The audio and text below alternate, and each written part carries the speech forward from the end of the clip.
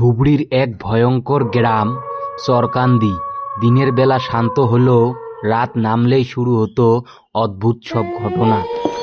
গরিব কাঠুরিয়া রহিম প্রতিদিনের মতো জঙ্গলে কাঠ কাটতে গিয়েছিল। হঠাৎ সে শুনতে পেল বাঁশের ভিতর থেকে অদ্ভুত শব্দ। রহিম দাঁড়িয়ে গেল, চারিদিকে কেউ নাই। হঠাৎ সে দেখল বাঁশের ঝাড় থেকে কেউ যেন হেঁটে যাচ্ছে। রহিম ভয়ে ভয়ে বাড়ি ফিরে সব ঘটনা বউকে বলল।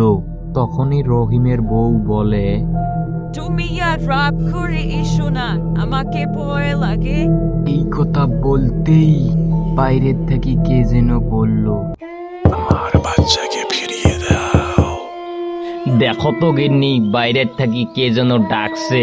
ঠিক আছে, দেখে নিচ্ছি, আমাকে ভীষণ ভয় লাগে, চালা দিয়ে দেখে নিচ্ছি। এই বলে রহিমের গিন্নি বাইরে যায় দেখতে বাইরে কে আওয়াজ দিচ্ছে। দেখে অবাক, গাছের গোড়া থেকে কালো ছায়া একটি ধীরে ধীরে আসতেছে।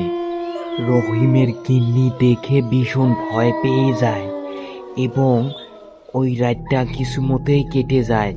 তার পরের দিন ভর দুপুরবেলা হাফিজ চাচা গাছের তলে বসে গল্প বলছে। 25 বছর আগে এই বাঁশের ঝাড়ে ভয়ঙ্কর ঘটনা ঘটছিল। জমি দখল করার জন্য মরিয়ম আর তার মেয়েকে তুলে নিয়ে যাওয়া হয়।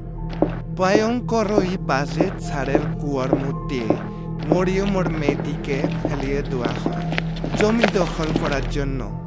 আমি মরে গেলাম, আমাকে কুড়ায় ফেলে দিও না। তখন থেকে ওই বাঁশের ঝাড় দিয়ে আর কেউ যেতে পারে না। যেই যায় সেকেই ও ভয় দেখায় এবং পিছে পিছে বাড়ি আসে।